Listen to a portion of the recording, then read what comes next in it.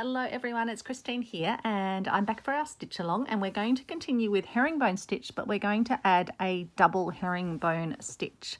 So I may even do it on both top and bottom, so I might start up the top. So you need to have already worked a row of herringbone, which I did in the video yesterday. And what we're then going to do is we're going to bring our needle to the front in a different coloured thread is suggested, just so you get that nice contrasting. So directly above where we started our other row of herringbone. Then we're going to take our needle down, and directly below this we're going to work one of those little nibble stitches into the fabric. And we're going to pull the thread through. Now we're going to take our needle underneath the stitch that's already been worked here. So we're going to go underneath and pull our thread up. And then we're still going to do the same process of putting in a little nibble stitch like this. And then we're going to come down to here over the top. So this time the thread's going over the diagonal there. And then we're going to come back under, put in our next little nibble stitch above the other one, and then we're going to come down, put in a nibble stitch. So it's crossing over the threads on when it's coming down this way, and it's going under on the way up. So again, we're going to go under and put in our little nibble stitch, pull through, and then we go down here. So always just below your other stitch. Try and get it as even as possible, but it's okay if it doesn't come out perfectly even.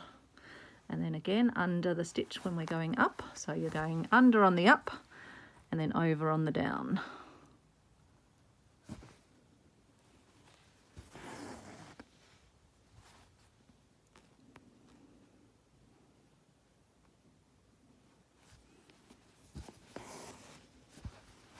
That one didn't pull all the way through. I'm just going to tighten up my thread a smidge.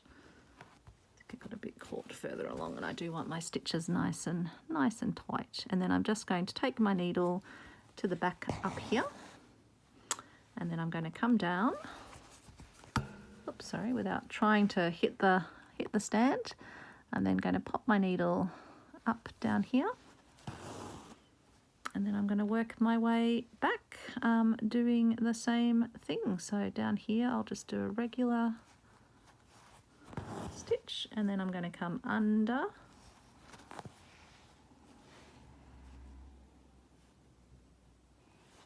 And come to the top to put my stitch in. Go to the bottom and just again below where the other stitch is. And then going on the up, you're always going under. And then put your stitch in up the top.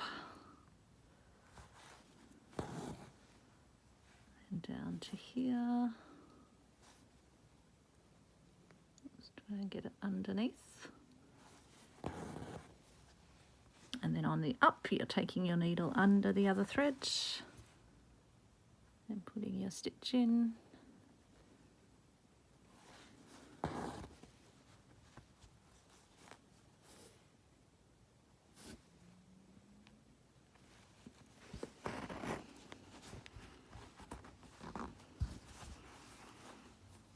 And then coming under on the way up, almost forgot to do that.